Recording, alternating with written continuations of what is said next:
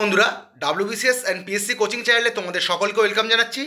আজকে আমি তোমার জন্য যে আপকামিং ডাব্লিউপিপি মানে ওয়েস্ট বেঙ্গল পুলিশের এসআই পরীক্ষাটা আসছে, সেই পরীক্ষার প্রিভিয়াস ইয়ার পলিটিক্স সেট এনেছি। অলরেডি কিন্তু আমি প্রিভিয়াস ইয়ার ডাব্লিউপিএসআই এর প্রিভিয়াস ইয়ার হিস্ট্রি ও জিওগ্রাফির 13 থেকে 21-এর মধ্যে যে পরীক্ষাগুলো কন্ডাক্ট হয়েছিল সেই পরীক্ষার সমস্ত হিস্ট্রি আর জিওগ্রাফির প্রিভিয়াস ইয়ার কোশ্চেন আপলোড করে দিয়েছি। তোমরা যারা এখনও দেখোনি তারা আমার চ্যানেলটা ভিজিট করে দেখো। আজকের আমি কিন্তু পলিটিক্স প্রিভিয়াস ইয়ারের সেটটা এনেছি ডাব্লিউপিএসআই এর। আশা করছি এই সেটটা তোমাদের আপকামিং ডাব্লিউপিএসআই পরীক্ষায় উপকারে আসবে এবং অন্যান্য যে কোনো রাজ্য সরকার ও কেন্দ্র সরকারের পরীক্ষাতে উপকারে আসবে। আর আমার ভিডিওটা ভালো লাগলে ভিডিওগুলোকে লাইক করো, পারলে চ্যানেলটাকে সাবস্ক্রাইব করে শেয়ার করো, খারাপ লাগলে কিন্তু অবশ্যই ডিসলাইক করো এবং কমেন্ট কিন্তু অবশ্যই করো বন্ধুরা। এবং যেসব বন্ধুরা আমার টেলিগ্রাম চ্যানেলটা এখনও জয়েন করনি তারা আমার ইউটিউবে ডেসক্রিপশন বক্স থেকে টেলিগ্রাম চ্যানেলটা জয়েন হয়ে যেতে পারো, কিংবা আমি প্রতিটা ভিডিওর শেষে প্রথম কমেন্ট করে কিন্তু টেলিগ্রাম চ্যানেলের লিঙ্কটা দিয়ে দিই, সেখান থেকেও তোমরা কিন্তু টেলিগ্রাম চ্যানেলটা জয়েন হয়ে যেতে পারো। ওখানে কিন্তু আমি এই ভিডিওগুলোর ফ্রি পিডিএফ আপলোড করে দেবো, তোমরা ওখান থেকে পিডিএফগুলো ডাউনলোড করে নিও। আশা করি তোমাদের পড়তে কিন্তু কম্বাইন করে ভিডিও ও পিডিএফ সুবিধা হবে। তো চলো বন্ধুরা, আজকে ক্লাসটা শুরু করা যাক। তবে আজকে ক্লাসটা কিন্তু খুব বড় হবে না, কারণ এই 13 থেকে 21-এর মধ্যে মোটামুটি 13 থেকে 14টা প্রশ্ন ছিল। তবে প্রশ্নগুলো খুবই গুরুত্বপূর্ণ, ভালো করে তোমরা কিন্তু প্রশ্নগুলো দেখো, আশা করি তোমরা উপকৃত হবে। তো চলো বন্ধুরা, এটা ছোটো ক্লাস, আজকের ছোটো ক্লাসটা শুরু করা যাক। পদে থাকাকালীন রাষ্ট্রপতি মারা গেলে উপরাষ্ট্রপতি রাষ্ট্রপতি রূপে কাজ চালাতে পারেন। মানে রাষ্ট্রপতি তার পদে থাকাকালীন যদি মারা যায়, উপরাষ্ট্রপতি রাষ্ট্রপতি রূপে কতদিন, মানে সর্বাধিক কতদিন রাষ্ট্রপতির কাজটা চালাতে পারেন, বা রাষ্ট্রপতি যে কাজ করতেন সেই কাজটা চালাতে পারেন। তাহলে 6 মাস, 3 মাস, 1 বছর, 2 বছর। পদে থাকাকালীন রাষ্ট্রপতি মারা গেলে উপরাষ্ট্রপতি রাষ্ট্রপতি রূপে কাজ চালাতে পারেন কতদিন? 6 মাস। সর্বাধিক 6 মাস কিন্তু উপরাষ্ট্রপতি রাষ্ট্রপতির কাজটা চালাতে পারেন। এটা কিন্তু আমরা 65 নম্বর আর্টিকেলে তোমরা যদি দেখো, তোমরা কিন্তু খুব ভালোভাবে 65 নম্বর আর্টিকেলটা পড়লে তোমরা বুঝতে পারবে। আর রাষ্ট্রপতি উপরাষ্ট্রপতি সংক্রান্ত যে সকল আর্টিকেলগুলো আছে তোমরা চাইলে কিন্তু একটু দেখে নিতে পারো, কারণ এগুলো প্রতি কটা আর্টিকেল কিন্তু খুবই গুরুত্বপূর্ণ। মানে 52 থেকে প্রায় 72 অবধি যে আর্টিকেলগুলো রয়েছে, তোমরা পারলে প্রতি কটা আর্টিকেলই খুব ঠোঁটস্থ করে আর কি, একদম মানে মুখস্থ করে, এমনভাবে মুখস্থ করবে একদম ঠোঁটের গোড়ায় থাকে। তো চলো বন্ধুরা, পরের প্রশ্ন। নিম্নলিখিত কোন সংশোধনী দ্বারা ভারতের সংবিধানের প্রস্তাবনা সংশোধিত হয়েছিল? মানে কোন অ্যামেন্ডমেন্ট দ্বারা, যে আমাদের ইন্ডিয়ান কনস্টিটিউশনের প্রিএমবেল আছে, সেই প্রিএমবেল অ্যামেন্ড করা হয়েছিল। ঠিক আছে, 56 নম্বর, 42 নম্বর, 44 নম্বর, উপরের কোনোটাই নয়। সঠিক উত্তর হবে, তোমরা আগেও বহুবার পড়েছ, আমাদের যে 42তম সংবিধান সংশোধনী বা 42তম কনস্টিটিউশন অ্যামেন্ডমেন্ট দ্বারা আমাদের সংবিধানের প্রস্তাবনাটা কিন্তু সংশোধন করা হয়েছিল। আর কত সালে হয়েছিল সেটাও খুব গুরুত্বপূর্ণ। 1976 সালে। মিসলেনিয়াস ও ক্লার্কশিপ বহুবার এই প্রশ্নটা রিপিট হয়েছে বিভিন্নভাবে। অনেক সময় দেয় যে কত সালে সংশোধন হয়েছিল, অনেক সময় দেয় কোন সংবিধান সংশোধনী দ্বারা সংশোধন হয়েছিল, আবার অনেক জায়গায় দিয়ে কোন কোন শব্দ যুক্ত হয়েছিল, সেটাও খুব গুরুত্বপূর্ণ। সমাজতান্ত্রিক বা সোশ্যালিস্ট, ধর্মনিরপেক্ষ বা সেকুলার, সংহতি বা ইন্টিগ্রিটি। ঠিক আছে, আর এই 42তম আমাদের যে কটা সংবিধান সংশোধন হয়েছে টিল নাও ইন্ডিয়ান কনস্টিটিউশনের সবথেকে ইম্পর্টেন্ট যে অ্যামেন্ডমেন্ট, সেটা হচ্ছে আমাদের 42nd অ্যামেন্ডমেন্টটা। মানে 42তম অ্যামেন্ডমেন্টটা কিন্তু সবথেকে গুরুত্বপূর্ণ অ্যামেন্ডমেন্ট এবং এটাকে কিন্তু মিনি কনস্টিটিউশনও বলা হয়। তোমাদের জন্য অনেক সময় জানতে চাওয়া হয় যে ভারতের কোন সংবিধান সংশোধনীকে মিনি কনস্টিটিউশন বা ক্ষুদ্র সংবিধান বলা হয়, তখন সঠিক উত্তর হবে 42তম সংবিধান সংশোধনীকে কিন্তু ক্ষুদ্র সংবিধান বা মিনি কনস্টিটিউশন বলা হয়। খুব গুরুত্বপূর্ণ একটা প্রশ্ন। আর 42তম সংবিধান সংশোধনী ও 44তম সংবিধান সংশোধনীটা খুব ভালো করে তোমরা দেখো, আর সবকটা সংশোধনী মুখস্থ করো, কিন্তু 42, 44টা প্রচণ্ড ইম্পর্টেন্ট, এবং বিশেষ করে 42টা। কোন অনুচ্ছেদ অনুযায়ী ভারতীয় সংবিধান সংশোধন করা যায়? একটু আগেই সংশোধন সম্বন্ধে, এই প্রস্তাবনার সংশোধন সম্বন্ধে বলছিলাম। এটা এসছে যে কোন অনুচ্ছেদ আর ধারা বা আর্টিকেল সবই কিন্তু এক। বাংলাতে কিন্তু বিভিন্নভাবে দেবে, অনুচ্ছেদ যা ধারাও তাই। ঠিক আছে, যেটাকে আমরা ইংলিশে আর্টিকেল বলি। কোন আর্টিকেল অনুযায়ী ভারতীয় সংবিধান সংশোধন করা যায় বা অ্যামেন্ড করা যায়? 360, 362, 368 ও 370। সঠিক উত্তর হবে 368তম অ্যামেন্ডমেন্ট, 368তম আর্টিকেলে এটা বলা আছে। মানে কোন অনুচ্ছেদ অনুযায়ী ভারতীয় সংবিধান সংশোধন করা যায়, মানে ধরো যে আমাদের যে বিভিন্ন ধারার যে সংশোধনগুলো করা হয়, স্পেসিফিক্যালি কোন আর্টিকেল দ্বারা এই সংবিধান সংশোধনীটা এসেছিল? 368 নম্বর আর্টিকেল দ্বারা কিন্তু 368 নম্বর আর্টিকেলে কিন্তু সংবিধান সংশোধনী সম্বন্ধে বর্ণিত আছে। আর এই যে ভারতীয় সংবিধানের যে সংশোধন পদ্ধতি, এই যে অ্যামেন্ডমেন্ট প্রসেস, এইটা কোন দেশের সংবিধান থেকে অনুসৃত হয়েছে? দক্ষিণ আফ্রিকার সংবিধান থেকে কিন্তু দক্ষিণ আফ্রিকার সংবিধান যে সংশোধনী প্রক্রিয়া সেখান থেকে কিন্তু এটা অনুসৃত হয়েছে। মোস্ট ইম্পর্টেন্ট প্রশ্ন, তোমরা জানো যে এটা আসে প্রশ্ন পরীক্ষায় বহুবার, যে ভারতীয় সংবিধান সংশোধন পদ্ধতি কোন দেশের সংবিধান সংশোধন পদ্ধতি থেকে অনুসৃত হয়েছে? দক্ষিণ আফ্রিকা। তোমরা জানো যে ভারতীয় সংবিধান কিন্তু বিভিন্ন দেশের সংবিধানের থেকে বিভিন্ন কিছু কিন্তু ধার করেছিল, সেরকম এখানে কিন্তু যে সংবিধান সংশোধনী প্রক্রিয়া এটা কিন্তু দক্ষিণ আফ্রিকার সংবিধান সংশোধনী প্রক্রিয়া থেকে অনুষ্ঠিত হয়েছিল, ঠিক আছে। আর 368 নম্বর আর্টিকেলের দ্বারা কিন্তু ভারতের সংবিধান সংশোধন করা যায়। তো চলো পরের প্রশ্ন। ভারতের রাষ্ট্রপতি নির্বাচিত হন, খুব গুরুত্বপূর্ণ প্রশ্ন, বহুবার দিয়েছি যখনই তোমাদের মিসলেনিয়াস ক্লাসে পড়িয়েছিলাম, ডিটেলে নোট দিয়েছি, আজকে বেশি নোট দিইনি। রাজ্যসভা দ্বারা, লোকসভা দ্বারা, সংসদের সদস্য দ্বারা, সংসদের সদস্য ও রাজ্য আইন পরিষদের সদস্যগণ দ্বারা। সঠিক উত্তর কী হচ্ছে? অপশান নম্বর 4, সংসদের সদস্য ও রাজ্য আইন পরিষদের সদস্যগণ দ্বারা, যেটা 54 নম্বর আর্টিকেলে তোমরা খুব পার্টিকুলারলি জানতে পারবে। এবং 54 বলো আর 55 বলো, 54, 54, আর্টিকেল নম্বর 54, আর্টিকেল নম্বর 55, এই দুটোই কিন্তু রাষ্ট্রপতির নির্বাচন পদ্ধতি সম্বন্ধে কিন্তু ওখানে ভালোভাবে বর্ণিত আছে। মানে আমাদের যে ইলেকশন প্রসিডিওর অফ প্রেসিডেন্ট, মানে প্রেসিডেন্টের যে ইলেকশন প্রসিডিওরটা, সেটা কিন্তু 54 নম্বর ও 55 নম্বর ধারার ভেতর কিন্তু ভালোভাবে বর্ণিত আছে। আর এইখানে যে প্রশ্নটা দিয়েছে এটা কিন্তু 54 নম্বর ধারার মধ্যে বর্ণিত আছে। আর একটু বলে দিই এই সম্বন্ধে, ধরো এই যে রাষ্ট্রপতি যে নির্বাচন হচ্ছে, এটাকে এটাই এই যে নিচে আমি লিখে দিয়েছি, এটা আমি ডেসক্রাইব করে দিচ্ছি, তাহলে বুঝতে পারবে এটা কারা আর কি এতে অংশগ্রহণ করে। আমাদের সংসদের সদস্য, মানে সংসদ বলতে পার্লামেন্টের উভয় কক্ষের সদস্য, মানে রাজ্যসভা ও লোকসভার সদস্য, এবং আমাদের যে অঙ্গরাজ্যগুলো আছে সেই অঙ্গরাজ্যগুলোর বিধানসভার নির্বাচিত সদস্য। এখানে যেরকম আইন পরিষদ দিয়ে দিয়েছে, রাজ্য আইন পরিষদ দিয়ে দিয়েছে, যেখানে যেরকম অপশান দেখবে একটু ব্রেনটা ইউজ করে তোমরা অ্যান্সারটা দেবে, কারণ তোমরা যেভাবে বই থেকে পড়ে যাবে, ধরো তোমরা যে বই ফলো করো পলিটির জন্য, সেই বই থেকে তো পুরোপুরি ডিটো ছেপে দেবে না, ওরা বিভিন্ন রকমভাবে টার্ম তোমার দেবে, তোমরা একটু ব্রেনটা অ্যাপ্লাই করে তোমরা একটু মানে প্রশ্নের উত্তরটা দেওয়ার চেষ্টা করবে সবসময়। রাজ্য আইন পরিষদ ও সংসদের সদস্য এখানে দিয়েছে। স্পেসিফিক্যালি দুটি কেন্দ্র, আমাদের যে লোকসভা রাজ্যসভা, মানে আমাদের যে সংসদের উভয় কক্ষ এবং আমাদের যে অঙ্গরাজ্যগুলোর বিধানসভা নির্বাচিত সদস্য, আর কারা পার্টিসিপেট করে? দুটো কেন্দ্রশাসিত অঞ্চল কিন্তু এই রাষ্ট্রপতি নির্বাচনে পার্টিসিপেট করে। খুব গুরুত্বপূর্ণ প্রশ্ন, বহুবার রিপিট হয় যে রাষ্ট্রপতি নির্বাচন যে প্রসেস, এই প্রসেসে কোন কেন্দ্রশাসিত অঞ্চল পার্টিসিপেট করে, সেখানে একটাও জানতে চাওয়া হতে পারে বা পেয়ার দিয়ে দুটো জানতে চাওয়া হতে পারে। দিল্লি ও পুদুচেরি, এই দুটো কেন্দ্রশাসিত অঞ্চলের বিধানসভার নির্বাচিত সদস্যরা কিন্তু আমাদের যে রাষ্ট্রপতির যে নির্বাচনে অংশগ্রহণ করে। তাহলে লোকসভা ও বিধানসভার সদস্য, অঙ্গরাজ্যগুলোর বিধানসভার নির্বাচিত সদস্য, আর হচ্ছে দুটো কেন্দ্রশাসিত অঞ্চল দিল্লি ও পুদুচেরির বিধানসভার নির্বাচিত সদস্যরা কিন্তু আমাদের রাষ্ট্রপতি নির্বাচনে আমাদের মানে অংশগ্রহণ করে। আর এই যে রাষ্ট্রপতির যে ইলেকশন প্রসেস বা প্রসিডিওরটা, এটা কোন দেশের সংবিধান থেকে অনুসৃত হয়েছে? আয়ারল্যান্ড থেকে। যেমন আমাদের সংবিধান সংশোধন পদ্ধতিটা, এটা যেরকম দক্ষিণ আফ্রিকাতে অনুষ্ঠিত হয়েছে, এটা কিন্তু আয়ারল্যান্ড থেকে, রাষ্ট্রপতির যে নির্বাচন পদ্ধতি এটা আয়ারল্যান্ড থেকে অনুষ্ঠিত হয়েছে। এবং এটাকে কি বলা হয়? একক হস্তান্তরযোগ্য পদ্ধতি, ঠিক আছে। এটাকে কিন্তু একক হস্তান্তরযোগ্য পদ্ধতি, বা ইংলিশে দেখবে সিঙ্গেল ট্রান্সফারেবল ভোট, এই টাইপের কিছু একটা টার্ম আছে। এই যে পদ্ধতিটা অনেক সময় জানতে চাওয়া হয় যে রাষ্ট্রপতি নির্বাচন পদ্ধতিটাকে আর কি বলা হয়, তখন দেখবো অনেক অপশনের সঙ্গে বাংলায় যদি পরীক্ষাটা হয় একক হস্তান্তরযোগ্য পদ্ধতি আছে বা সিঙ্গেল ট্রান্সফারেবল ভোট। তোমরা একটু ভালো করে দেখে নাও, মিসলেনিয়াসের প্রথম যে নোটটা দিয়েছিলাম পলিটির, সেখানেও খুব ভালোভাবে বর্ণনা করা আছে। তো চলো পরের প্রশ্ন বন্ধুরা। লোকসভার যে জিরো আওয়ারের সর্বাধিক সময়কাল, লোকসভার যে জিরো আওয়ার, সেই জিরো আওয়ারের সর্বাধিক সময়কাল কত? ঠিক আছে, খুব গুরুত্বপূর্ণ একটা প্রশ্ন। 60 মিনিট, 30 মিনিট, 2 ঘন্টা, অনির্দিষ্টকাল। মানে লোকসভায় দেখবে লোকসভা যখন শুরু হয়, তো আচ্ছা তোমাদের উত্তরটা প্রথমে বলে দিই, সঠিক উত্তর হবে 30 মিনিট, ঠিক আছে। এটা আমাদের কিছু নোট দিইনি, বলে দিচ্ছি।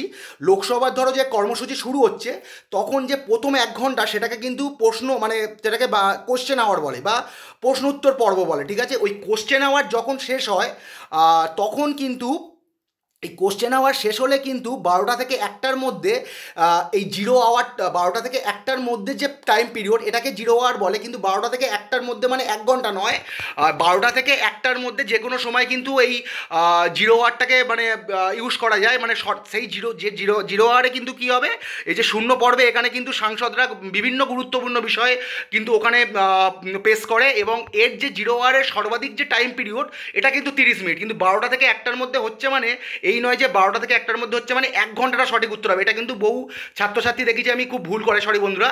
লোকসভায় 0 আওয়ার কিন্তু স্টার্ট হয় 12টা থেকে, 12টা মানে স্টার্ট হচ্ছে না ঠিক, আমি ধরো প্রথমে যে লোকসভার যে কর্মসূচি সেখানে কিন্তু সেটাকে বলা হয় কোশ্চেন আওয়ার বা প্রশ্নোত্তর পর্ব। প্রশ্নোত্তর পর্ব শেষ হয় প্রশ্নোত্তর পর্ব শেষ হলে কিন্তু 12টা থেকে 1টার মধ্যে 0 আওয়ারের জন্য সময় থাকে। আর এই 0 আওয়ারের সর্বাধিক সময়কাল কিন্তু 30 মিনিট, ওটা কিন্তু 1 ঘন্টা নয়। 12টা থেকে 1টার মধ্যে মানে 1 ঘন্টা নয়, ওই জন্য কনফিউজ করার জন্য ওরা 60 মিনিটও দেবে, 30 মিনিটও দেবে, সঠিক উত্তর কিন্তু 30 মিনিট হবে। খুব গুরুত্বপূর্ণ একটা প্রশ্ন। বিধান পরিষদের সদস্যদের মেয়াদকাল কত? বিধান পরিষদের সদস্যদের মেয়াদকাল কত? খুব গুরুত্বপূর্ণ একটা প্রশ্ন। এই সম্বন্ধে বহুবার নোট দিয়েছি, ক্লার্কশিপের পরীক্ষার সময় খুব ভালো একটা নোট দিয়েছিলাম, আজকে যতটা পেরেছি দিয়েছি। বিধান পরিষদের সদস্যদের মেয়াদকাল কত? 2 বছর, 3 বছর, 5 বছর, 6 বছর। সঠিক উত্তর হচ্ছে 6 বছর। ঠিক আছে বন্ধুরা, আমাদের এই বিধান পরিষদের বিলুপ্তি বা বিধান পরিষদের সৃষ্টি, এটা কত নম্বর আর্টিকেলের মধ্যে বর্ণিত আছে? 171 নম্বর আর্টিকেল বা 171 আর্টিকেলের মধ্যে বর্ণিত আছে। আর যেমন ধরো আমাদের যে পার্লামেন্ট বা সংসদের দুটো কক্ষ থাকে, যেটার উচ্চ কক্ষকে বলা হয় রাজ্যসভা, নিম্ন কক্ষকে লোকসভা, তেমনই আমাদের প্রতিটা যে অঙ্গরাজ্য জানো, সেই অঙ্গরাজ্যে কিন্তু মানে ধরো রাজ্যের যে আইনসভা, সেই আইনসভার উচ্চকক্ষকে বলা হয় বিধান পরিষদ বা লেজিসলেটিভ কাউন্সিল, আর নিম্নকক্ষকে বলা হয় বিধানসভা, যেটাকে লেজিসলেটিভ অ্যাসেম্বলি বলা হয়। আর মানে সব রাজ্যেতে কিন্তু দ্বিকক্ষ বিশিষ্ট আইনসভা নেই, এই সম্বন্ধেও কিন্তু পরীক্ষায় প্রশ্ন আসে, আমি বলে দিচ্ছি নোট। আর আমাদের পশ্চিমবঙ্গের যে আইনসভা, সেখানে কিন্তু আগে দ্বিকক্ষ বিশিষ্ট আইনসভা ছিল, বর্তমানে কিন্তু এক কক্ষ বিশিষ্ট আইনসভা আছে। এই প্রশ্নটা বহুবার পরীক্ষায় আসে, তোমরা জানো যে পশ্চিমবঙ্গের যে বিধান, এটা কিন্তু আমি খুব ভুল লিখেছি, এটা কিন্তু বিধানসভা হবে না, এটা কিন্তু বিধান পরিষদ হবে। এটা আমি অবশ্যই আমি মানে কারেক্ট করে দেবো, রেকটিফাই করে দেবো, যখন আমি পিডিএফটা আপলোড করবো তখন আমি কিন্তু এটা রেকটিফাই করে দেবো। এইটা হচ্ছে প্রশ্নটা আসে, যেখানে বিধানসভা কিন্তু বিলুপ্ত হয়নি। পশ্চিমবঙ্গের যে বিধান পরিষদ বা লেজিসলেটিভ কাউন্সিল কত সালে মানে বিলুপ্ত হয়েছিল বা অবলুপ্ত ঘটানো হয়েছিল? 1969 সাল। এটা খুব ভালো করে মাথায় ছেপে দেবে। অনেক সময় কিন্তু আবার দেখছি ডেটটাও জানতে চাওয়া হয়, পারলে 21শে মার্চটা মনে রেখো। 1969 সালের 21 মার্চ পশ্চিমবঙ্গের যে বিধান পরিষদ ছিল, মানে যে উচ্চকক্ষটা ছিল, ওটাকে কিন্তু বিলুপ্ত করা হয়। বর্তমানে কিন্তু পশ্চিমবঙ্গের যে আইনসভা, এটা কিন্তু একটা এক কক্ষ বিশিষ্ট আইনসভা, সেখানে শুধু বিধানসভাটা এক্সিস্ট করছে, বিধান পরিষদটা কিন্তু আর নেই। ঠিক আছে, আর পশ্চিমবঙ্গের যে বিধান পরিষদ, এটা কিন্তু এটাও পরীক্ষায় আসে, আমি আগের বারের নোটটা দিয়েছিলাম। মানে স্বাধীনোত্তর ভারতের যদি বলা হয়, তখন কিন্তু পশ্চিমবঙ্গের যে বিধান পরিষদের প্রথম যে সভাপতি ছিল ডক্টর সুনীতি কুমার চ্যাটার্জি, এবং শেষ যে সভাপতি ছিল ডক্টর প্রতাপচন্দ্র রায়। প্রতাপচন্দ্র কিছু একটা আছে, সারনেমটা আমার ঠিক মনে পড়ছে না। এটা কিন্তু পরীক্ষায় আসে, আমি এই দুটো অ্যাড করে দেবো, এইটা আমি ঠিক করে দেবো যে এই 1969 সালে 21শে মার্চ পশ্চিমবঙ্গ বিধান পরিষদ, ওটা সভা হবে না, বিধান পরিষদ বিলুপ্ত করা হয়। আর স্বাধীনোত্তর ভারতের পশ্চিমবঙ্গের প্রথম বিধান পরিষদের সভাপতি ছিল সুনীতি কুমার চ্যাটার্জি, এবং শেষ সভাপতি ছিল ডক্টর প্রতাপচন্দ্র, সারনেমটা আমার এই মুহূর্তে মনে পড়ছে না, আমি ঠিক তখন কিন্তু তোমাদের বলে দেবো। আর এই ক্ষেত্রে আরেকটু বলে দিই, ভারতের এর যে প্রসেসটা অনেকটাই, তোমরা যখন এই সংসদ পড়বে, যেমন দেখবে সংসদে রাজ্যপাল দেখবে ওখানে, রাষ্ট্রপতি কিন্তু রাজ্যসভার যে 12 জন মেম্বার 250 জনের মধ্যে, উনি কিন্তু সিলেক্ট করেন, মানে ধরো সাহিত্য, সমাজসেবা, বিজ্ঞান, কলা, শিক্ষা, এখান থেকে। এখানে ওরকম কিন্তু বিধান পরিষদের যে টোটাল সদস্য, বিধান পরিষদের যে টোটাল সদস্য, সেই টোটাল সদস্যের মধ্যে 1/6 অংশ কিন্তু রাজ্যপাল কিন্তু নিযুক্ত করে। ওখানে রাষ্ট্রপতি নিযুক্ত করে যেটা, এখানে সেটা রাজ্যপাল। খুব ভালো করে যদি সংসদটা পড়ো তোমরা, এইটা কিন্তু জাস্ট ডেটাগুলো একটু পড়লেই কিন্তু হয়ে যাবে, কারণ দুটোই মানে মোরাললেস সিমিলার। ঠিক আছে, ওটার যেটা উচ্চ কক্ষ রাজ্যসভা, এটার সেটা উচ্চ কক্ষ হচ্ছে বিধান পরিষদ। ওখানে 12 জন দেখবে সাহিত্য, সমাজসেবা, বিজ্ঞান, শিক্ষা, এখান থেকে রাষ্ট্রপতি নিযুক্ত করে। এখানকার যে টোটাল বিধান পরিষদের সদস্য, তার 1/6 অংশ কিন্তু নিযুক্ত করে হচ্ছে রাজ্যপাল। ঠিক আছে, আর এই যে বিধান পরিষদ, এই সম্বন্ধে আগে নোট দিয়েছি, বলে দিচ্ছি তাও। বিধান পরিষদের মানে সব থেকে কম মেম্বার হতে পারে 40 জন, মানে বিধান পরিষদ 40 জন সদস্য হতেই হবে। আর সর্বাধিক মেম্বার কত হতে পারে সেটা ডিপেন্ড করছে সেই রাজ্যে কতগুলো বিধানসভার সদস্য আছে।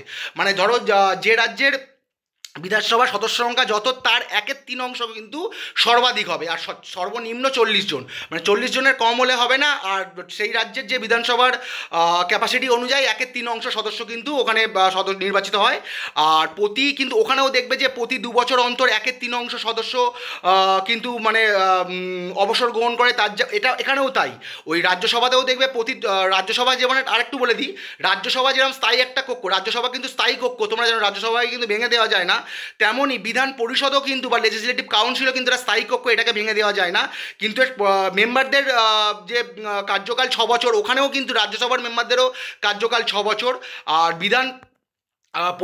প্রতি 2 বছর অন্তর কিন্তু 1/3 সদস্য অবসর গ্রহণ করে। রাজ্যসভায়ও দেখবে প্রতি 2 বছর অন্তর 1/3 সদস্য অবসর গ্রহণ করে, মানে একদম মোরাললেস কিন্তু একই, ঠিক আছে। এইটা কিন্তু আমি শুধু ভুল লিখেছি, বিধানসভা, এখানে কিন্তু এটাকে বিধান পরিষদ করে দেবো। আর এর যে বিধান পরিষদের তোমাদের মেম্বারশিপ, মানে যারা সদস্য হয় তাদের ন্যূনতম বয়স কিন্তু 30 বছর হতে হয়, ঠিক আছে। আর ন্যূনতম বয়স কিন্তু বিধান পরিষদের সদস্য হওয়ার জন্য 30 বছর হতে হয়। এটাও কিন্তু আমি দিইনি, এটা তোমরা একটু মনে রেখো। বিধান পরিষদের সদস্য হওয়ার জন্য ন্যূনতম এজ কিন্তু 30 হওয়া উচিত। আর বর্তমানে 6টা রাজ্যে, ভারতবর্ষের 6টা রাজ্যে কিন্তু এই দ্বিকক্ষ বিশিষ্ট আইনসভা, মানে দ্বিকক্ষ বিশিষ্ট রাজ্য আইনসভা এক্সিস্ট করছে। আর বাকি যত রাজ্য আছে সেখানে কিন্তু আর সব এককক্ষ বিশিষ্ট আইনসভা। আর ভারতবর্ষের মাত্র 6টা রাজ্য আছে যেখানে কিন্তু বিধান পরিষদ আর স্পেশালি বলতে গেলে দ্বিকক্ষ বিশিষ্ট আইনসভা রয়েছে, মানে রাজ্য আইনসভা রয়েছে। আর কোন কোন রাজ্য, এই রাজ্যগুলোর নামটা জলের মতো মুখস্থ করো: বিহার, উত্তরপ্রদেশ, অন্ধ্রপ্রদেশ, তেলেঙ্গানা, মহারাষ্ট্র, কর্ণাটক। বিহার, উত্তরপ্রদেশ, অন্ধ্রপ্রদেশ, তেলেঙ্গানা, কর্ণাটক, মহারাষ্ট্র, ঠিক আছে। এই 6টা রাজ্যে কিন্তু এখনো পর্যন্ত দ্বিকক্ষ বিশিষ্ট আইনসভা কিন্তু এক্সিস্ট করছে, মানে সেখানে কিন্তু বিধান পরিষদও আছে, আবার বিধানসভাও আছে। আর বাকি কোনো জায়গায় কিন্তু সব এককক্ষ বিশিষ্ট আইনসভা আছে। আর পশ্চিমবঙ্গের বিধান পরিষদ 1969 সালের 21শে মার্চ কিন্তু বিলুপ্ত হয়। এটা আমি একটু তোমাদের ভিডিও শেষ করেই কিন্তু আমি রেকটিফাই করে দেবো, এই মুহূর্তে এখানে রেকটিফাই করা যাবে না। তোমরা এখন আর পিডিএফটা আমি 2-1 দিনের মধ্যে আমি টেলিগ্রাম চ্যানেলে আপলোড করে দেবো, ওখানে দেখবে ওটা আমি ঠিক করে দিয়েছি। আমি ভিডিওটা এই ভিডিওটা তৈরি করে আপলোড করেই কিন্তু আমি ওটা রেকটিফাই করে দিচ্ছি, তা খুব ভালো করে মনে রেখো। আর এখানকার যে যারা মেম্বার তাদের ন্যূনতম এজ কিন্তু 30 বছর হওয়া উচিত, ঠিক আছে। তো চলো পরের প্রশ্ন বন্ধুরা: ভারতবর্ষের যে কোনো রাজ্যের সর্বোচ্চ আইন বিষয়ক কর্মকর্তা কে? অ্যাডভোকেট জেনারেল, সলিসিটর জেনারেল, আইন বিভাগের সেক্রেটারি জেনারেল, অ্যাটর্নি জেনারেল? সঠিক উত্তর হবে অ্যাডভোকেট জেনারেল। ভারতবর্ষের যে কোনো রাজ্যের যে সর্বোচ্চ আইন বিষয়ক কর্মকর্তা, মানে আমরা যে রাজ্যে বসবাস করি সেই রাজ্যের যে সর্বোচ্চ মানে আইন বিষয়ক কর্মকর্তা, তিনি কিন্তু অ্যাডভোকেট জেনারেল। এটা 165 নম্বর ধারার মধ্যে আছে।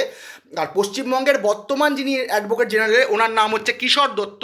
খুব ভালো করে মুখস্থ রেখো, পশ্চিমবঙ্গের যে প্রেজেন্ট অ্যাডভোকেট জেনারেল ওনার নাম হচ্ছে কিশোর দত্ত। আর পশ্চিমবঙ্গের যে প্রথম অ্যাডভোকেট জেনারেল, মানে স্বাধীনোত্তর ভারতের ভারত স্বাধীন হওয়ার পর পশ্চিমবঙ্গের প্রথম অ্যাডভোকেট জেনারেল হচ্ছে সাধন গুপ্ত, মানে ভারতবর্ষ স্বাধীন হওয়ার পর কিন্তু এটা। আবার তোমরা যদি নিজে থেকে চেষ্টা করো দেখার, এখানে অন্য কিছু দেখাতে পারে, কোনো বিদেশির নাম দেখাতে পারে, কিন্তু এখানে আমি যেটা লিখতে চাইছি ভারতবর্ষ স্বাধীন হওয়ার পর, মানে যখনই মানে আমাদের বাংলা যখন বিভক্ত হয়ে গেছে ভারতবর্ষ স্বাধীন হওয়ার পর, তারপরে যদি প্রথম অ্যাডভোকেট জেনারেল ধরা হয়, কিন্তু ওখানে এত কিছু জানবে না। পশ্চিমবঙ্গের প্রথম অ্যাডভোকেট জেনারেল এইভাবেই আসবে, আমি জাস্ট বলে দিচ্ছি তোমাদের নলেজটা দেওয়ার জন্য যে স্বাধীনোত্তর ভারতের পশ্চিমবঙ্গের প্রথম অ্যাডভোকেট জেনারেল হচ্ছে সাধন গুপ্ত। আর সাধন গুপ্ত সম্বন্ধে একটা খুব গুরুত্বপূর্ণ প্রশ্ন পরীক্ষাতে আসে, বিশেষ করে এই প্রশ্নটা কিন্তু দেখবে এনটিপিসির পরীক্ষায় আসতে পারে, যে ভারতের প্রথম ব্লাইন্ড পার্লামেন্টেরিয়ান কে? মানে who was the first blind parliamentarian, ঠিক আছে। ইন্ডিয়ার যে ফার্স্ট ব্লাইন্ড পার্লামেন্টেরিয়ান হচ্ছে সাধন গুপ্ত, আর যিনি কিন্তু আবার স্বাধীনোত্তর ভারতের পশ্চিমবঙ্গের প্রথম অ্যাডভোকেট জেনারেল ছিলেন। আর অ্যাটর্নি জেনারেল এই সম্বন্ধে জানতে আমরা কত নম্বর আর্টিকেল করি? 76 নম্বর ধারাতে আছে। আর উনি কিন্তু আমাদের দেশের হায়েস্ট ল অফিসারকে অ্যাটর্নি জেনারেল। তোমরা জানো যে একটা প্রশ্ন আছে যে লোকসভার সদস্য না হয়েও লোকসভার ডিবেটে অংশগ্রহণ করতে পারেন, কিংবা অনেক জায়গায় এরমভাবেও দেয় যে কে লোকসভার সদস্য না হয়েও লোকসভায় বক্তৃতা দিতে পারেন বা স্পিচ দিতে পারেন। এটাও কিন্তু হবে অ্যাটর্নি জেনারেল। তিনি কিন্তু লোকসভার সদস্য না হয়েও কিন্তু লোকসভার ডিবেটে অংশগ্রহণ করতে পারেন। আর বর্তমান যে প্রথম অ্যাটর্নি জেনারেল, ভারতবর্ষের প্রথম অ্যাটর্নি জেনারেল, স্বাধীনোত্তর ভারতের প্রথম অ্যাটর্নি জেনারেল হচ্ছে এম.সি. সেটালভাত। আর ভারতের বর্তমান যিনি অ্যাটর্নি জেনারেল ওনার নাম হচ্ছে আর ভেঙ্কটরামানি, ঠিক আছে। আর সলিসিটর জেনারেল সম্বন্ধে বলে দিই, এটাও পরীক্ষায় আসে যে ভারতবর্ষের প্রথম ল অফিসার হচ্ছে অ্যাটর্নি জেনারেল, আর ভারতবর্ষের সেকেন্ড হাইয়েস্ট ল অফিসার হচ্ছে আমাদের সলিসিটর জেনারেল, ঠিক আছে। এটাও কিন্তু খুব গুরুত্বপূর্ণ প্রশ্ন, অনেক জায়গায় আসে পরীক্ষায় যে আমাদের দেশের সেকেন্ড হাইয়েস্ট ল অফিসারকে, সেটা হচ্ছে সলিসিটর জেনারেল। রাজ্যের হাইয়েস্ট ল অফিসারকে, সেটা হচ্ছে অ্যাডভোকেট জেনারেল। আর রাজ্যের সারা ভারতবর্ষের হাইয়েস্ট ল অফিসার হচ্ছে অ্যাটর্নি জেনারেল। প্রথম সলিসিটর জেনারেল মানে স্বাধীনোত্তর ভারতের প্রথম সলিসিটর জেনারেল কে ছিলেন? সি.কে. দপ্তরি। আর বর্তমান সলিসিটর জেনারেল হচ্ছে তুষার মেহতা। চাইলে কিন্তু পুরো ভালো করে মুখস্থ করে নিতে পারো, খুবই গুরুত্বপূর্ণ একটা প্রশ্ন। ভারতের বর্তমান সলিসিটর জেনারেল হচ্ছে তুষার মেহতা। চলো পরের প্রশ্ন বন্ধুরা, কল্যাণকর রাষ্ট্র বা ওয়েলফেয়ার স্টেটের ধারণাটি ভারতীয় সংবিধানে কোন অনুচ্ছেদে অন্তর্ভুক্ত করা হয়েছে? কল্যাণকর স্টেট মানে তোমরা ওয়েলফেয়ার স্টেট সম্বন্ধে আমি অনেকবার বলেছি, এই সম্বন্ধে অপশানগুলো দেখে নাও। প্রস্তাবনা, চতুর্থ তপশিল, রাষ্ট্রীয় নীতির নির্দেশমূলক নীতি ও মৌলিক অধিকার। সঠিক উত্তর হচ্ছে রাষ্ট্রীয় নীতির নির্দেশমূলক নীতি। এটা আবার দেখবে অনেক বইতে দেওয়া আছে যে রাষ্ট্র পরিচালনার নির্দেশমূলক নীতি, ইংলিশে বললে ডিপিএসপি। অনেক সময় তোমাদের শর্ট ফর্মটাও মনে রাখতে হবে, কারণ অনেক সময় আমি পরীক্ষায় দেখেছি ক্লার্কশিপ পড়াতে গিয়েই দেখেছিলাম যে ওখানে কিন্তু ডিপিএসপি দিয়ে দিয়েছে, যে ডিপিএসপিটা ভারতীয় সংবিধানের কোনো মানে কততম মধ্যে আছে ধরো, কিংবা কোন অধ্যায়ে আছে। তার কিন্তু তোমরা দেখছো যে বাংলায় কোশ্চেন, বাকিটা বাংলায় লেখা আছে, কিন্তু ডিপিএসপি দেওয়া আছে। ডিপিএসপির ফুল ফর্ম কি? Directive principle of state policy. Directive principle of state policy, যেটাকে বাংলায় বলা হয় রাষ্ট্র পরিচালনার নির্দেশমূলক নীতি, বা এখানে যেটা দিয়েছে রাষ্ট্রীয় নীতির নির্দেশমূলক নীতি। বাংলাটা যা খুশি হোক, পাশ থেকে তোমরা ইংলিশটা দেখে নেবে, তাতে তোমরা বেশি উপকৃত হবে, ঠিক আছে। আর আমাদের যে এই যে ডিপিএসপি বা directive principle of state policy বা রাষ্ট্র নীতির নির্দেশমূলক নীতি কত নম্বর আর্টিকেলের মধ্যে বর্ণিত আছে? 36 থেকে 51 নম্বর আর্টিকেলের মধ্যে বর্ণিত আছে, এবং এটা কিন্তু চতুর্থ অধ্যায় বা পার্ট 4-এর মধ্যে বর্ণিত আছে। এবং যদি আসে যে ডিপিএসপি কোন দেশের সংবিধান থেকে অনুষ্ঠিত হয়েছে, যেমন তোমাদের একটু আগে বলছিলাম সংবিধান সংশোধন দক্ষিণ আফ্রিকা থেকে নেওয়া হয়েছে, রাষ্ট্রপতির নির্বাচন পদ্ধতি আয়ারল্যান্ড থেকে নেওয়া হয়েছে, এটাও কিন্তু আয়ারল্যান্ড থেকে নেওয়া হয়েছে। যে ডিপিএসপি বা directive principle of state policy বা রাষ্ট্রীয় নীতির নির্দেশমূলক নীতি বা রাষ্ট্র পরিচালনার নির্দেশমূলক নীতিসমূহ কিন্তু আয়ারল্যান্ডের সংবিধান থেকে অনুসরণ করা হয়েছে, ঠিক আছে। আর এখানে যে ওয়েলফেয়ার স্টেট দিয়েছে, যদি স্পেসিফিক্যালি বলা হয় 38 নম্বর আর্টিকেলটা, কিন্তু ওখানে কিন্তু বলাই আছে যে ভারতের যে জনগণের কল্যাণ ও সামাজিক কাঠামোর উন্নয়নের জন্য আমাদের রাষ্ট্র বা দেশ কিন্তু সর্বদা সচেষ্ট থাকবে। মানে ওটাকেও তোমরা বলতে পারো যে 38 নম্বর আর্টিকেলটা কিন্তু ওয়েলফেয়ার স্টেটের সঙ্গে খুব বেশি রিলেটেড বলতে পারো। তো চলো পরের প্রশ্ন, কোন সংবিধান সংশোধন দ্বারা মৌলিক অধিকারের অধীনে শিক্ষার অধিকারকে অন্তর্ভুক্ত করা হয়েছে? বহুবার প্রশ্নটা এসছে, কোন সংবিধান অ্যামেন্ডমেন্ট দ্বারা মৌলিক অধিকারের অধীনে শিক্ষার অধিকারকে অন্তর্ভুক্ত করা হয়েছে? 83 নম্বর, 86 নম্বর, 91 নম্বর, 94 নম্বর। সঠিক উত্তর হচ্ছে 86 নম্বর আর্টিকেল, 86 নম্বর অ্যামেন্ডমেন্ট দ্বারা। এখানে কিন্তু এটা আর্টিকেল নয়, আমি কিন্তু এটা মানে কোশ্চেনটা দেখলেই তোমরা বুঝতে পারছো। 86তম সংবিধান সংশোধনী দ্বারা কিন্তু শিক্ষার অধিকারকে মৌলিক অধিকারে অন্তর্ভুক্ত করা হয়। কত সালে? এটাও পরীক্ষায় আসে, 2002 সালে। এবং কত নম্বর আর্টিকেলে ইনক্লুড করা হয়েছে? আমাদের যে মৌলিক অধিকার আছে 21, সেখানে এ মানে একটা সাব ক্লজ অ্যাড করা হয় এ বলে, সেই এ সাব ক্লজ অ্যাডের মাধ্যমে কিন্তু 6 থেকে 14 বছর বয়সী সকল শিশুদের শিক্ষা কিন্তু বাধ্যতামূলক করা হয়, ঠিক আছে। আর এই সম্বন্ধে আরেকটু নোট দেখে নাও। এই যে তোমাদের একটু আগে পড়াচ্ছিলাম DPSP, directive principle of state policy, ওখানে কিন্তু যে 45 নম্বর যদি আর্টিকেলটা তোমরা দেখো, ওই 45 নম্বর আর্টিকেলটাতে ওতেও বলা ছিল যে ওখানেও তোমরা ওটা ভালো করে 45 নম্বর আর্টিকেলটা তোমরা পড়লে বুঝতে পারবে। অনেক সময় আসে যে এই যে 86তম অ্যামেন্ডমেন্টটা কোন ডিপিএসপির কোন আর্টিকেলটাকে অ্যামেন্ড করেছে? 45 নম্বর আর্টিকেল। 36 থেকে 51 ডিপিএসপি তোমরা জানো, ওই 45 নম্বর আর্টিকেল যেখানে বলা হয়েছিল যে সংবিধান প্রবর্তন হওয়ার 10 বছরের মধ্যে কিন্তু 6 থেকে 14 বছরের যত শিশু আছে তাদের কিন্তু যে একদম প্রাইমারি এডুকেশন সেটা কিন্তু বাধ্যতামূলক করতে হবে, ওটার সংশোধন করা হয়। এবং 51 নম্বর যে তোমাদের আর্টিকেলটা আছে, মানে তোমরা জানো যে 42 নম্বর অ্যামেন্ডমেন্ট দ্বারা, এই নোটগুলো আগে দিয়েছিলাম বলে দিইনি, বলে দিচ্ছি। 42 নম্বর আর্টিকেল দ্বারা কিন্তু 42 নম্বর অ্যামেন্ডমেন্ট দ্বারা, মানে 42 নম্বর সংবিধান সংশোধনী দ্বারা তোমরা জানো যে ভারত ফান্ডামেন্টাল ডিউটি বা মৌলিক কর্তব্যগুলো সংযোজিত হয়েছিল। এবং এটাও কিন্তু পরীক্ষায় আসে যে প্রথমে কটা মৌলিক কর্তব্য ছিল, প্রথমে কিন্তু 10টা মৌলিক কর্তব্য ছিল।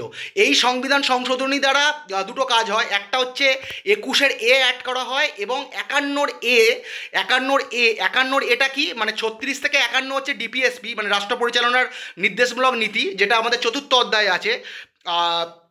আর মানে পার্ট 4-এ আছে। আর পার্ট 4-এর বা 4র্থ ক অধ্যায়ে কিন্তু মৌলিক কর্তব্যগুলো অ্যাড আছে। কিন্তু যখন কিন্তু প্রথম 42তম সংবিধান সংশোধনী দ্বারা ফান্ডামেন্টাল ডিউটি অ্যাড হচ্ছে, মৌলিক কর্তব্য অ্যাড হচ্ছে, তখন 10টা মৌলিক কর্তব্য ছিল। কিন্তু এই যে 86তম সংবিধান সংশোধনী দ্বারা কিন্তু 51 এটাকে সংশোধন করে 11তম মৌলিক কর্তব্যটা মানে অ্যাড করা হয়। সেখানেও কিন্তু বলা হয় যে প্রত্যেক যে গার্জেন তাদের কর্তব্য কিন্তু 6 থেকে 14 বছর শিশুদের প্রাথমিক ও অবনৈতিক যে শিক্ষা সেটা বাধ্যতামূলক করতে হবে। আচ্ছা, এইটা কিন্তু বানানটা ভুল হয়েছে। দেখো নিচে লেখা আছে 6 থেকে 14 বছর বয়সী সকল শিশুদের বাধ্যতামূলক ও অবনৈতিক শিক্ষা হবে। ওটা অনৈতিক শিক্ষা নয়, ওটা আমার স্পেলিংটা ভুল হয়ে গেছে, ওটা অবনৈতিক শিক্ষা হবে। আমি যে মনে থাকলে ওটা আমি ঠিক করে দেবো, ওটা অবনৈতিক শিক্ষা হবে। তাহলে কোন কোন আর্টিকেল অ্যামেন্ড করা হচ্ছে? 45 নম্বর আর্টিকেলটাকে অ্যামেন্ড করা হচ্ছে এই 86তম সংবিধান সংশোধনী দ্বারা। যদি তোমাদের প্রশ্নে আসতো যে ধরো আসলো যে 4টে ধারা দিয়ে কোন ধারাটাকে সংশোধন করা হচ্ছে, সেখানে ধরো 45 পেলে তার সঙ্গে আরও 3টে পেলে, তখন ওইটা সঠিক উত্তর হবে 45। কিংবা 51 পেলে আর বিভিন্ন রকম 3টে পেলে, তখন সঠিক উত্তর হবে ওটা। কিংবা 45ও দেওয়া আছে, 51 দেওয়া আছে, এরকম করে আরও 3টে পেয়ার দেওয়া আছে, পেয়ার করে 4টে, টোটাল 8টা আর্টিকেল দেওয়া আছে। তাহলে এই যে 86তম সংবিধান সংশোধনী যেটা 2002 সালে হয়েছিল, এটার দ্বারা কিন্তু 45 নম্বর আর্টিকেল এবং 51 নম্বর আর্টিকেলটাকে সংশোধন করা হয় এবং 21 নম্বর ধারাটা অন্তর্ভুক্ত করা হয় এবং 11তম যে মৌলিক কর্তব্য সেটা অন্তর্ভুক্ত করা হয়। ঠিক আছে, আর লিখেই দিয়েছি দেখো 11তম মৌলিক কর্তব্যের অন্তর্ভুক্তি। তো চলো, আর এটা সম্বন্ধে আরেকটু জেনে নাও। এই কোশ্চেনটা কিন্তু ইন্টারভিউতেও জিজ্ঞেস করে, মানে আমার ব্যক্তিগত অভিজ্ঞতাতে আছে, এটা ইন্টারভিউতেই জিজ্ঞেস করেছিল। অনেক সময় তোমরা কী হয় আরটিই কিন্তু এই 86তম সংবিধান সংশোধনীর সঙ্গেই রিলেটেড, তোমরা জানো। আরটিই সম্বন্ধে আগেও পড়িয়েছি। রাইট টু এডুকেশন অ্যাক্ট ভারতীয় সংসদ কর্তৃক এটা কবে পাস হয়েছিল? 2009 সালে। আর তারিখটা না মনে রাখলেও সালটা মনে রাখবে। আর এটা কিন্তু কার্যকর হয়েছিল 2010 সালে। কিন্তু এটা কিন্তু অনেক সময় জিজ্ঞেস করে যে ছাত্রদের বেশিরভাগ একটা ইন্টারভিউতে আমি এটা আমার এক্সপিরিয়েন্স হয়েছিল যে right two education act parliament কর্তৃক কবে পাস হয়েছিল, ওটা কিন্তু তখন কিন্তু 2010 বললে ভুল হবে, তখন কিন্তু 2009 হবে। আর এটা কিন্তু চালু হচ্ছে আমাদের দেশে। প্রথমে তো পাস হচ্ছে 4ই আগস্ট 2009 সালে, আর 2010 সালের 1 এপ্রিল কিন্তু কার্যকর হয়। এই right two education act parliament কর্তৃক পাস হচ্ছে 2009 সালের 4 আগস্ট, আর এটা কার্যকর হচ্ছে 2010 সালের 1 এপ্রিল। তো চলো বন্ধুরা, পরের প্রশ্ন। রাষ্ট্রীয় নীতির নির্দেশমূলক নীতিসমূহ কোন দেশের সংবিধান থেকে ধার করা হয়েছে? এই আগের প্রশ্নটাই যেটা পড়াচ্ছিলাম, আগের প্রশ্নের তার আগের প্রশ্ন, মানে ডিপিএসপি। এখানে দেখো দিয়েছে রাষ্ট্রীয় নীতির নির্দেশমূলক নীতি, অনেক জায়গায় পাবে রাষ্ট্র পরিচালনার নির্দেশমূলক নীতি, directive principle of state policy. Canada, Ireland, যুক্তরাজ্য, জার্মান, একটু আগেই বললাম আয়ারল্যান্ড থেকে এটা গৃহীত মানে অনুষ্ঠিত হয়েছে এবং এটা আমাদের পার্ট 4-এ এর সম্বন্ধে মানে বিবৃত আছে এবং কত নম্বর আর্টিকেলের মধ্যে আছে? 36 থেকে 51 নম্বর ধারার মধ্যে কিন্তু ডিপিএসপি বর্ণিত আছে বা রাষ্ট্র পরিচালনার নির্দেশমূলক নীতি বর্ণিত আছে।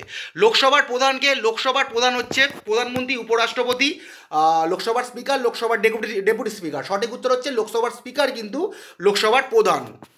আচ্ছা, এই সম্বন্ধে কিছু নোট দিয়ে দিই গুরুত্বপূর্ণ। লোকসভার প্রথম স্পিকার কে ছিলেন বা অধ্যক্ষ কে ছিলেন? গণেশ বাসুদেব মাভলঙ্কর। আচ্ছা, লোকসভার প্রথম মহিলা স্পিকার কে ছিলেন? মীরা কুমার। খুব গুরুত্বপূর্ণ প্রশ্ন। লোকসভার দীর্ঘকালীন স্পিকার কে ছিলেন? বলরাম জাখর। মানে অ্যাজ এ স্পিকার সব থেকে বেশি দিন লোকসভার স্পিকার পদে অধিষ্ঠিত ছিলেন কে? বলরাম জাখর। আর লোকসভার প্রথম বাঙালি স্পিকার কে ছিলেন? সোমনাথ চ্যাটার্জি। এই প্রশ্নটা কিন্তু অনেক আমাদের রাজ্য সরকার যে পরীক্ষাগুলো নেয় সেখানে আসতে পারে। লোকসভার প্রথম ও একমাত্র বাঙালি স্পিকার হচ্ছে সোমনাথ চ্যাটার্জি এবং বর্তমান যে স্পিকার উনি হচ্ছে ওম বিড়লা। ঠিক আছে, বর্তমান স্পিকার কিন্তু ওম বিড়লা। উনি কিন্তু পুরো যদি আরও কিছুদিন থাকে তাহলে কিন্তু হয়তো বলরাম জাখরের রেকর্ডটা কিন্তু হয়তো ভেঙে দেবেন। তো চলো বন্ধুরা, পরের প্রশ্ন, ভারতের রাষ্ট্রপতি হবার আগে কে চতুর্থ লোকসভার স্পিকার পদে অধিষ্ঠিত ছিলেন? মানে রাজেন্দ্র প্রসাদ, নীলম সঞ্জীব রেড্ডি, ডক্টর সর্বপল্লী রাধাকৃষ্ণন, শঙ্কর দয়াল শর্মা, এই চারজনের মধ্যে কে রাষ্ট্রপতি হবার আগে মানে ফোর্থ স্পিকার হিসাবে কিন্তু অধিষ্ঠিত হয়েছিলেন? মানে একটু আগে যেরকম বললাম যে প্রথম স্পিকার আমাদের গণেশ বাসুদেব মাভলঙ্কার, যে একটু বলছিলাম আগের প্রশ্নটাই, সঠিক উত্তর হচ্ছে নীলম সঞ্জীব রেড্ডি, যিনি ষষ্ঠ রাষ্ট্রপতি ছিলেন। ঠিক আছে, এই সম্বন্ধে কিছু গুরুত্বপূর্ণ নোট বলে দিই। নীলম সঞ্জীব রেড্ডি ছিল ষষ্ঠ রাষ্ট্রপতি, এবং একটা প্রশ্ন আছে, আমি মিসলেনিয়াসে নয় আমার হাইকোর্টের সময় পড়িয়েছিলাম, যে প্রশ্নটা আসছিল হাইকোর্টে যে 19 সালে পরীক্ষাটা হয়েছিল প্রিভিয়াস ইয়ার, ওখানে এসেছিল ক্যালকাটা হাইকোর্টের যে পরীক্ষাটা হলো, ওখানে এসেছিল যে বিনা প্রতিদ্বন্দ্বিতায়, মানে ধরো এই যে রাষ্ট্রপতি ইলেকশন প্রসেস একটু আগে বলছিলাম, যেটা 54-55-তে বর্ণিত আছে, আয়ারল্যান্ডের সংবিধান থেকে অনুষ্ঠিত হয়েছে, একটু আগে বলছিলাম, এই যে রাষ্ট্রপতির যে নির্বাচন পদ্ধতি, সরি বন্ধুরা, রাষ্ট্রপতি যে নির্বাচন হয় সেখানে তো অনেক ক্যান্ডিডেট থাকে, কিন্তু বিনা প্রতিদ্বন্দ্বিতায়, মানে এরম আসে প্রশ্ন যে বিনা প্রতিদ্বন্দ্বিতায় নির্বাচিত প্রথম রাষ্ট্রপতিকে, তখন সঠিক উত্তর হবে নীলম সঞ্জীব রেড্ডি। উনি কিন্তু কোনো প্রতিদ্বন্দ্বিতা ছাড়াই নির্বাচিত হয়েছিলেন, এবং উনি কিন্তু কনিষ্ঠতম রাষ্ট্রপতি। এটাও পরীক্ষায় আসে যে ভারতের কনিষ্ঠতম রাষ্ট্রপতিকে, তো উনিও কিন্তু নীলম সঞ্জীব রেড্ডি, ওটাই সঠিক উত্তর হবে। আর বিনা প্রতিদ্বন্দ্বিতায় নির্বাচিত হওয়া প্রথম রাষ্ট্রপতি উনিও কিন্তু হবেন নীলম সঞ্জীব রেড্ডি, এবং উনি কিন্তু পরে আবার রাষ্ট্রপতির পদেও কিন্তু অধিষ্ঠিত ছিলেন, ষষ্ঠ রাষ্ট্রপতি পদে কিন্তু স্থলাভিষিক্ত হয়েছিলেন। তো চলো পরের প্রশ্ন বন্ধুরা, ভারতবর্ষের সবথেকে পুরনো হাইকোর্ট কোনটি? Kolkata high court, Bombay high court, Madras high court, Allahabad high court. সঠিক উত্তর হবে কলকাতা হাইকোর্ট। 1 জুলাই 1862 সালে কিন্তু কলকাতা হাইকোর্ট প্রতিষ্ঠা হয়, এবং অনেক জায়গায় তোমরা যদি মাদ্রাজ হাইকোর্টের প্রতিষ্ঠাতা দেখো, ওটা দেখবে 26 জুন 1862 এরম লেখা আছে। তৎসত্ত্বেও কিন্তু কলকাতা হাইকোর্টই কিন্তু আমাদের ভারতবর্ষের ওল্ডেস্ট হাইকোর্ট অফ ইন্ডিয়া যদি জানতে চাওয়া হয়, তখন কিন্তু তোমরা যদি দেখো মাদ্রাজ হাইকোর্টের স্থাপনকাল এর থেকে পিছনে আছে, জুন মানে 6-7 দিন পিছনে আছে, তাও কিন্তু সঠিক উত্তর কলকাতা হাইকোর্টই দেবে, বা তৎকালীন ক্যালকাটা হাইকোর্ট। ঠিক আছে, এইবার কলকাতা হাইকোর্ট সম্বন্ধে কিছু গুরুত্বপূর্ণ নোট তোমাদের আমি দিয়ে দিচ্ছি। কলকাতা হাইকোর্টে আমি আগেরবারেও দিয়েছিলাম যখন হাইকোর্ট পড়িয়েছিলাম। কলকাতা হাইকোর্টের প্রথম প্রধান বিচারপতি কে ছিলেন? Sir Barnes peacock. কলকাতা হাইকোর্টের প্রথম ভারতীয় বিচারপতি শম্ভুনাথ পণ্ডিত। কলকাতা হাইকোর্টের প্রথম ভারতীয় প্রধান বিচারপতি রমেশচন্দ্র মিত্র, উনি কিন্তু অস্থায়ী ছিলেন, পার্মানেন্ট নয়। মানে কলকাতা হাইকোর্টের প্রথম ভারতীয় বিচারপতি যদি বলা হয় তখন শম্ভুনাথ পণ্ডিত, আর প্রথম প্রধান ভারতীয় বিচারপতি যদি বলা হয় রমেশচন্দ্র মিত্র, তবে কিন্তু উনি পার্মানেন্ট নয়, অস্থায়ী। আর স্বাধীনতা পরবর্তী কলকাতা হাইকোর্টের প্রথম ভারতীয় প্রধান বিচারপতি, মানে যদি বলা হয় যে আফটার ইন্ডিপেন্ডেন্স আমাদের যে ক্যালকাটা হাইকোর্ট, সেই ক্যালকাটা হাইকোর্টের প্রথম ভারতীয় প্রধান বিচারপতি, ওনার নাম হচ্ছে ফণীভূষণ চক্রবর্তী। খুব গুরুত্বপূর্ণ প্রশ্ন। কলকাতা হাইকোর্টের বর্তমান প্রধান বিচারপতি হলেন টি.এস. শিবজ্ঞানম। আমাদের যে বর্তমান প্রধান বিচারপতি ক্যালকাটা হাইকোর্টের টি.এস. শিবজ্ঞানম। এবং কলকাতা হাইকোর্টের যে আমাদের জুরিসডিকশন বা ক্ষমতাবিহীন এলাকা বা ক্ষমতাসীন, বাংলাটা একটু ভুল হয়েছে হয়তো, যাই হোক, কলকাতা হাইকোর্টের যে জুরিডিকশন, এটা কোন কোন মানে তার জুরিডিকশনটা কতটা, একটা হচ্ছে পশ্চিমবঙ্গ আর আন্দামান ও নিকোবর দ্বীপপুঞ্জ। এটাও কিন্তু পরীক্ষায় আসে যে আন্দামান নিকোবর দ্বীপপুঞ্জ কোন হাইকোর্টের জুরিডিকশনের মধ্যে পড়ে, তখন সঠিক উত্তর হবে কলকাতা হাইকোর্টের জুরিডিকশনের মধ্যে কিন্তু আন্দামান নিকোবর দ্বীপপুঞ্জ পড়ে, আন্দামান নিকোবর দ্বীপপুঞ্জও পড়ে। ঠিক আছে, আর কলকাতা হাইকোর্টের কিন্তু যে স্যাংশন স্ট্রেংথ মানে 72, কিন্তু দেখবে ওটা এখন অনেক জায়গায় দেখবে বেশি দেখাচ্ছে, কিন্তু যদি বলে স্যাংশন স্ট্রেংথ কত, তখন কিন্তু হবে কিন্তু 72 জন। ঠিক আছে, আর কলকাতা হাইকোর্টের প্রথম, এইটা কিন্তু আমার করা হয়নি, কলকাতা হাইকোর্টের প্রথম মহিলা প্রধান বিচারপতি হচ্ছে মঞ্জুলা চেল্লুর। ঠিক আছে, কলকাতা হাইকোর্টের প্রথম মহিলা প্রধান বিচারপতি হচ্ছে মঞ্জুলা চেল্লুর। ঠিক আছে, এটাও কিন্তু পরীক্ষায় আসে। আর হাইকোর্টের প্রথম মহিলা বিচারপতি কে ছিলেন, মানে যদি সব হাইকোর্টে এরকম প্রশ্ন আসে যে হাইকোর্টের প্রথম মহিলা বিচারপতি হলেন আন্না চান্দি, কেরালা হাইকোর্টে কিন্তু প্র্যাকটিস করেছিলেন। আর হাইকোর্টের প্রথম মহিলা প্রধান বিচারপতি, এটাও তো গেল যদি জানতে চাওয়া হয় যে প্রথম মহিলা বিচারপতি আন্না চান্দি, যিনি কেরালা হাইকোর্টে স্থলাভিষিক্ত ছিলেন। আর হাইকোর্টের প্রথম মহিলা প্রধান বিচারপতি উনি হচ্ছেন লীলা শেঠ, যেটা হিমাচল প্রদেশ হাইকোর্টে কিন্তু উনি স্থলাভিষিক্ত ছিলেন প্রধান বিচারপতি হিসাবে। খুব গুরুত্বপূর্ণ প্রশ্ন। আর আমাদের কলকাতা হাইকোর্ট, মানে ওখানে জায়গা ছিল না বলে এটা এখানে দিয়েছি, ওটা ওখানে দেওয়া উচিত ছিল। কলকাতা হাইকোর্টের প্রথম মহিলা প্রধান বিচারপতি হচ্ছেন মঞ্জুলা চেল্লুর, এটাও কিন্তু পরীক্ষায় আসে। আর বর্তমানে ভারতের হাইকোর্টের সংখ্যা কত? 25টি। বর্তমানে ভারতের হাইকোর্টের সংখ্যা রয়েছে 25টি। এলাহাবাদ হাইকোর্টের যদি আসে যে কোন হাইকোর্টের বিচারপতির সংখ্যা সর্বাধিক, যেমন আমি বলছি যে ক্যালকাটা হাইকোর্টের যে বিচারপতির যে স্যাংশন স্ট্রেংথ সেটা হচ্ছে 72, এরকম সেখানে এলাহাবাদ হাইকোর্টের যে বিচারপতির সংখ্যা কিন্তু বর্তমানে টিল নাও সর্বাধিক 125 জন। আর যদি আসে যে কোন হাইকোর্টের বিচারপতির সংখ্যা সর্বনিম্ন, সেটা হবে সিকিম হাইকোর্ট, তার কতজন, 3 জন। ঠিক আছে, তোমরা ডাউট হলে একটু দেখেও নিতে পারো।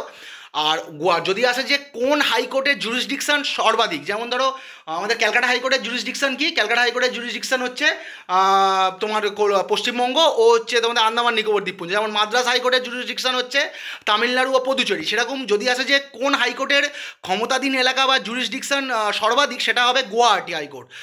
তার ওই গুয়াহাটি হাইকোর্টের মধ্যে কটা মানে রাজ্য আছে, অসম, গুয়াহাটি হাইকোর্টের যে জুরিসডিকশন তার মধ্যে 4টে রাজ্য পড়ছে, অসম, মিজোরাম, নাগাল্যান্ড, অরুণাচল প্রদেশ। ঠিক আছে, খুব গুরুত্বপূর্ণ একটা প্রশ্ন। তাহলে আমাদের গুয়াহাটি হাইকোর্টের ক্ষমতাধীন এলাকা কিন্তু সর্বাধিক কটা রাজ্যের ভেতরে আছে, অসম, মিজোরাম, নাগাল্যান্ড, অরুণাচল প্রদেশ। কিন্তু এই প্রশ্নটাও কিন্তু পরীক্ষায় আসতে পারে। ঠিক আছে, অনেক সময় আবার তোমরা চাইলে প্রতি কটা হাইকোর্টের আন্ডারে যে অন্য রাজ্য বা কেন্দ্রশাসিত অঞ্চলগুলো আছে তোমরা চাইলে দেখে নিতে পারো। তো চলো বন্ধুরা, আজকের এই পর্যন্ত হাইকোর্ট পলিটি সম্বন্ধে যতগুলো প্রশ্ন ছিল প্রিভিয়াস ইয়ারের, মানে ওয়েস্ট বেঙ্গল পুলিশের এসআই এর, সব কটা দিয়ে দিলাম। আর আমি আর দুটো সাবজেক্ট বাকি রইলো, স্ট্যাটিক জিকে আর জেনারেল সায়েন্স, এটা আমি 2-3 দিনের মধ্যে আপলোড করে দেবো। তো চলো বন্ধুরা, good day and good bye.